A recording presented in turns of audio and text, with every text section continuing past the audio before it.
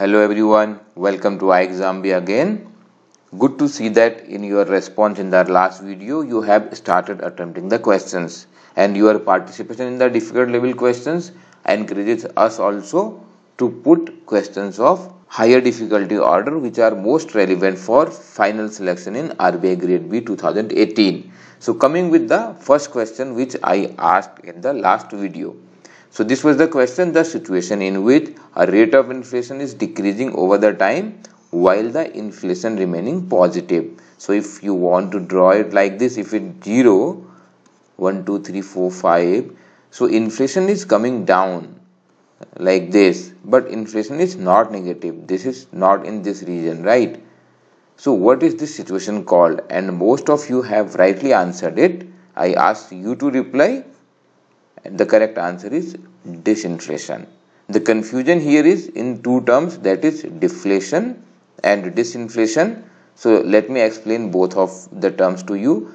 Disinflation is the rate of change in inflation over time while the inflation remains positive. So this is disinflation as it was asked in the question. Then what is deflation? So deflation is the decrease in general price level. So decrease in the price level, because when we say disinflation is increase in the price level. Please understand this difference clearly. Here the prices are increasing, but the rate at which prices are increasing has come down. There is still a continuous price increase when it is disinflation. While in deflation, there is a decrease in the price. So first question for today. IFRS stands for many of you it may be an easy question. Before I tell you, let me tell you about the success rate we have observed in our NABARD course. Out of those who subscribed to our NABARD Grade A Phase 1 course, there was 24% selection, and the good thing is this happened over a very short period of time, because if you are aware, we launched the NABARD course after 7-10 days of the notification of the NABARD was issued. And the most of the learning happened through the guidance in the live classes. In fact, many of our students were worried that we are not providing too much pages, too many content, and we have been constantly telling them it's not about how much you read, but it is more about what appropriate you read for the exam. So hope we do a better rate in RBI Grade B this year. And if you want to see the demo course, there is a link for the free demo course on the subscription below. Coming to the answer of IFRS. IFRS stands for International Financial Reporting Standards.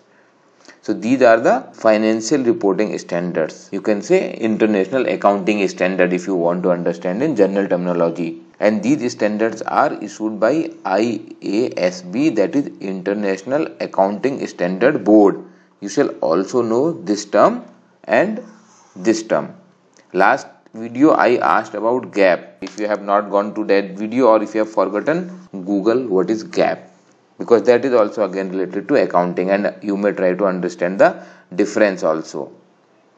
So these IFRS are there to provide common accounting standards for business affairs, so that the company's accounts can be compared across the borders. Otherwise, how would you compare a company's performance which is working say in USA or some other company working in China, or the same company, different divisions working, one in China, Indonesia, India, USA. So IFRS are the common international financing reporting standards. Now next question: who proposed the 3 need theory? So these are the options, and you may have gone through the 3 need theory. So this is a management question, phase 2 question, right? So who proposed 3 needs theory? I hope those who have covered the management section must have gone through it, and all the options are somebody who was mentioned in the motivation theories, right? Heisenberg, Maslow, Maxwell, McGregor and Victor Vroom. I will come to the answer. Before that, I will tell you that we have a very comprehensive course for RBI Grade B. The availability of this course is not only valid for 2018 but valid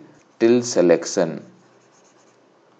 So you want to take it next year, and I am telling you the quality of the course will continue to improve. You go and see the quality by subscribe to the demo, then you can understand what we are going to make our course. It's a complete course but very crisp learning material with focused preparation You can exhaust the learning material even in 20 days. Have a look at the demo. So answer to this, who proposed the three needs theory? These are the options, and the correct answer is David Maxwell. The three needs theory tells about the three needs, that is need for achievement, need for power, and need for affiliation. This model was developed on the basis of the Maslow's hierarchy theory of the need. So basically, if you remember that Maslow's need hierarchy, so there were 5 needs in this, and in three needs theory, these 5 needs were actually reclassified into 3 needs for achievement, power, and affiliation. We have compared this. If you go through our PDFs, so you can find that comparison how these 5 needs were classified into 3 in the 3 needs theory. Next question, which of the following is not a component of MCLR? So please note that in these videos I am not asking the full form of MCLR. If you do not have that kind of basic understanding of the economics terms, banking terms, there is a separate series which I am doing for banking exams for SBI PO and other PO, in which I am covering terms related to economics, banking. So these are the simpler questions. You can go to that series. Please click on the subscribe button so that you subscribe to this channel and you will get regular update. That series I am running parallelly, in which already some 10 videos for SBI PO and bank PO are being covered. So you can go to that for understanding questions like what is MCLR, what is base rate. So here the question is, which is not a component of MCLR? These are the options: marginal cost of fund, negative carry on account of CRR, operating cost, or tenure premium, and administrative cost. So you have to choose one. The correct answer to this is administrative cost, because MCLR includes all these 4. Please remember these 4 components for the exam, because the question can be reframed in any other manner. So here actually you need not to remember administrative cost, because the wrong answer may be something else, but you shall know what are the component of MCLR. Which of the following is not considered in the risk threshold 2 of the PCA? PCA is prompt corrective action. So like I said earlier, so in this I am assuming that you know what is PCA. This is a tough level question, very tough level question I would say, but these kind of tough level questions will make a difference in the final selection. So here I am going to the options. So what is not considered in the risk threshold 2 of the PCA? Restriction on dividend distribution, restriction on branch expansion, higher provisions as a part of the coverage regime, restrictions on management compensation, or all of the above are considered. So correct answer here is no. This is wrongly colored here. This is not the correct answer. If you have gone through the table which is given on the RBI circular and which we have covered in our videos about the prompt corrective actions and the detailed guideline, restriction on branch expansion is there on that. The correct answer here shall be restriction on management compensation. Please listen this carefully, because here is a mistake while coloring the answer option. So right answer here is in risk threshold 2, the restriction on management compensation is not there, because that comes in risk threshold 3. So this is a higher level action, right? So that you understand. So this type of action, that restriction on management compensation, will come only when there is the problem is more serious. And what comes in risk threshold 1, risk threshold 2, risk threshold 3, that has also been discussed. If you have not read it, please go through the RBI notification. So the correct answer here is option number 4. I am repeating it, option number 4 is the correct answer. Recently, government has got a loan of USD 500 million for Pradhan Mantri Gram Sadak Yojna. So this loan is from which international institutions? You have these options: ADB, IMF, World Bank, New Development Bank, and none of the above. The correct answer is here World Bank. These are the details. So India has signed this USD 500 million loan agreement with World Bank for providing additional financing for PMKSY rural project, and the loan is for 3 years. Loan has the grace period of 3 years with a maturity of 10 years. And World Bank has been supporting PMKSY since 2004. Actually, the program was launched in year 2000 to provide all weather connectivity to the all eligible unconnected habitations that time. One more thing I would like to tell here, you shall also know like head offices of Asian Development Bank, IMF, World Bank, New Development Bank, and those who are heading these institutions. But again I am repeating, I am not asking these questions in this series because I consider these comparatively simpler level questions, and I am covering these questions in the series for banking. Question series for banking. If you subscribe to this channel, you will get automatic reminders. Another question, FCRA stands for. FCRA has been in news very recently for last 1-2 years because government is tightening FCRA. So I have given this much of clue. And one more thing I would like to add, before you see the answer, you may pause the video and try to write your option so that you know how much you are actually reading, because these 300 questions will be good for the exam. But you may have to actually cover 3,000, 10,000, 20,000 questions like this. Not may exactly be questions you are reading, but you know how much you are reading in the right direction.